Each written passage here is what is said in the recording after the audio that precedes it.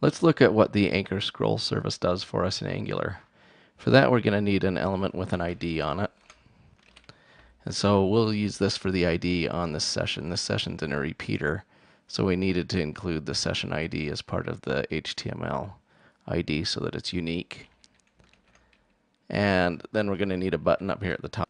And it's going to look like this. So it's going to have an ng-click that just calls scroll to session on it. So let's go over to the controller and add that method.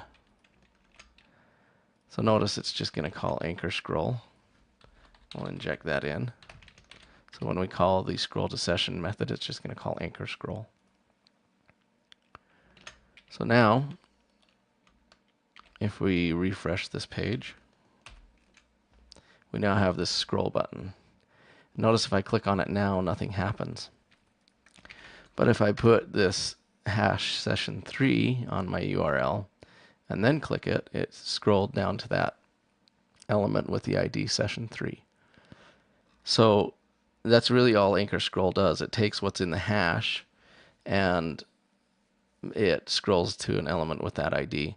The reason why there's 2 hashes in the URL here is because we don't have HTML5 routing turned on. We'll talk about that in the module on routing. But that's really all there is to anchorScroll. It just scrolls to an element whose ID matches what's in the hash sign.